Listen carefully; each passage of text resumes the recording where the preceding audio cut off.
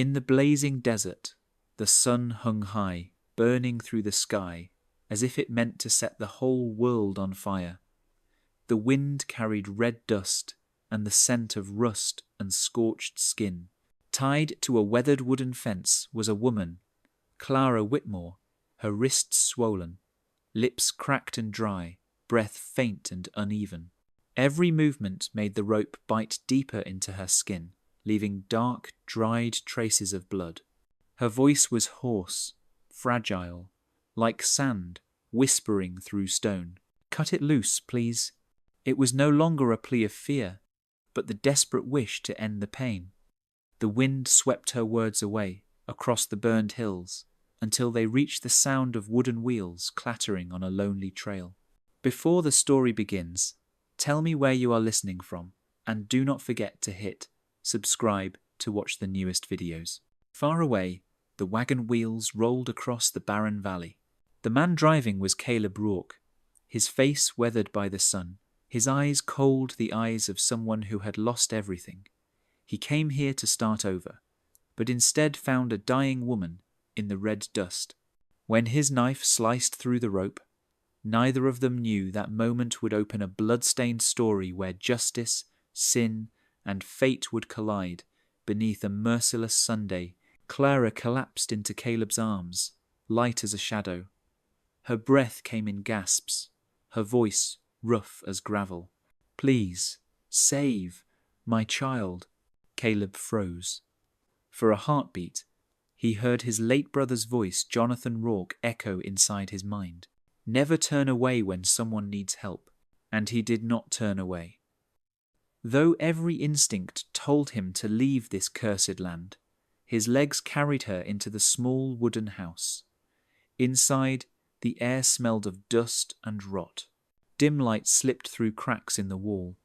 He laid her down, washed the wounds, and watched her face thin, pale, streaked with sand. When Clara opened her eyes, she looked at him, weary yet unbroken. "Who are you?" "A passerby," Caleb said, his voice rough. "You were tied up. I cut you free." A heavy silence lingered. Then she whispered, trembling, "They will come. They always find me." Caleb walked to the window, narrowing his eyes toward the valley. A faint swirl of dust was rising in the distance. Under the harsh white light, his heart pounded. Someone was coming, and this time it was not a friend. Dawn broke, its golden light spilling through torn curtains onto the grey wooden walls. Caleb sat silently by the table, watching the woman who still slept. He had bandaged her wounds with pieces of his own shirt. When Clara awoke, she looked around, voice weak but steady. "Where am I?" "My house," Caleb answered, pouring her some water. "I could not leave you out there." She sipped slowly, her gaze drifting toward the endless red sands. "Why did you come here? There is nothing here but sun and wind." "I needed a place where the past could not find me." Clara smiled faintly. "Funny, so did I." The wind howled through the cracks, carrying the dry scent of burned grass. Then she whispered, voice shaking, "They will come back." "He will not stop." Caleb frowned. "Who?" "Marcus Vane." He squinted toward the horizon. The dust was growing thicker. Hooves echoed like thunder. Clara's face went pale. "He is here." The sound of horses stopped right outside the door. 3 silhouettes emerged from the red haze. The man in front rode a black horse, his long coat whipping in the wind. Marcus Vane. His eyes were cold and sharp as forged steel. "Come out, Rourke. We know you are in there," he shouted, his voice cutting like a blade. Caleb froze. He knew his name. "What did you tell him?" he asked quietly. Clara shook her head in despair.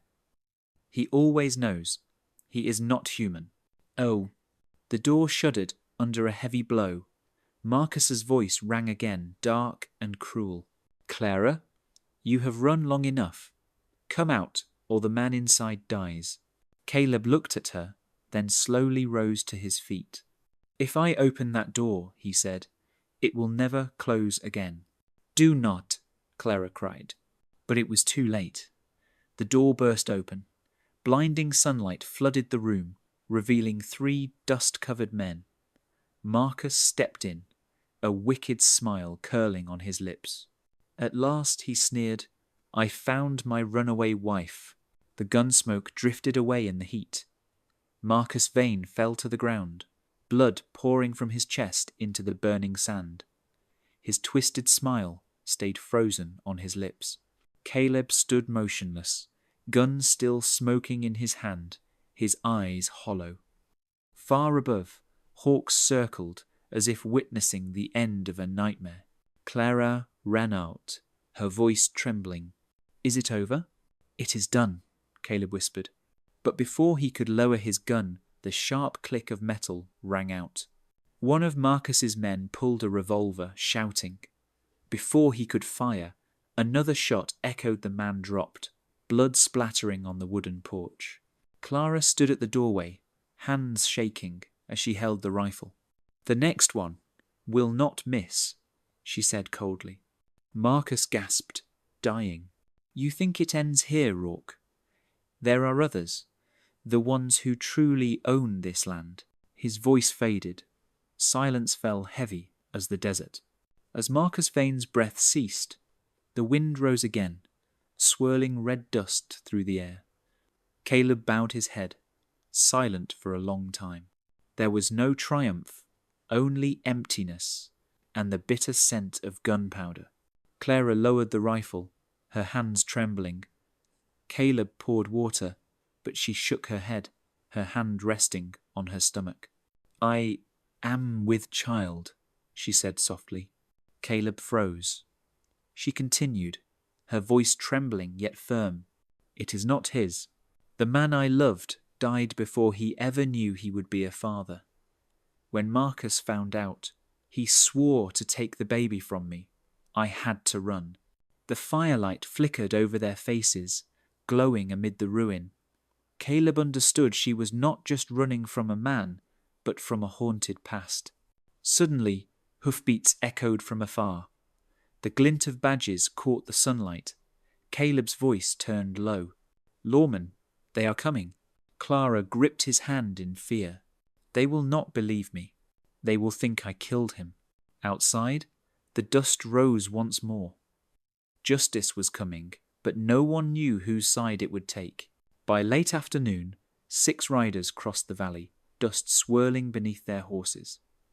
Leading them was Sheriff Walter Morrison, a hard-lined face, eyes sharp as a knife. When he dismounted, the sight before him left everyone speechless. Marcus Vane's body sprawled in the dirt, his gun still holstered. A woman with a rifle at the doorway, and a silent man standing beside her. That is Marcus, right? Morrison said quietly. A young deputy answered. She shot him, sir. Da. Clara gripped the rifle tighter, saying nothing. Morrison turned to Caleb. And are you her accomplice, or her saviour? Caleb did not answer right away. From his pocket, he pulled an old silver watch, engraved with the name Jonathan Rourke. My brother, he said. Marcus killed him. The sheriff opened the watch and found a folded piece of paper, a map of underground pipelines, and a list of missing people. Morrison's eyes changed. I knew Jonathan, he murmured. He was a good man. We will get to the truth. As the sun dipped behind the hills, the wind swept over the fallen tyrant. The shadow of justice began to rise again. 3 days later, the truth surfaced. In a northern cave, the sheriff's men discovered hidden files, forged contracts, threats, maps of pipelines, and lists of land thefts and murders, all bearing Marcus Vane's signature. The news spread through Dust Creek like wildfire. The criminal empire collapsed. Clara Whitmore was cleared of all charges, no longer the runaway wife, but a survivor. Caleb Rourke, the man who once sought only solitude in the desert, had become the final witness to justice. As summer waned, the cabin was rebuilt. The scent of new wood mixed with the warm sun on the porch. For the first time in years, Caleb truly smiled. One morning, Clara stood at the doorway, her hand resting on her belly. "The baby just kicked," she said softly. Caleb looked up, sunlight glinting across his weathered face. "What will you name him?" "Jonathan," she smiled, "for the man who made this possible." In the dawn light of the valley, the old darkness faded. Together, they stood facing the rising sun, where peace had finally found its way home. 3 days after Marcus Vane's fall, the barren valley seemed to breathe again. Word of his death spread fast, bringing back farmers who had lost their land and homes. The name Vane was struck from every record. The town of Dust Creek could finally breathe free. Clara Whitmore was no longer the runaway wife, but a symbol of courage.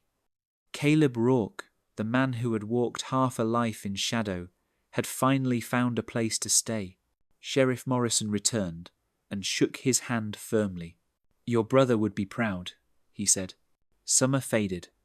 The cabin gleamed with a fresh coat of paint. Wind chimes sang softly at the porch.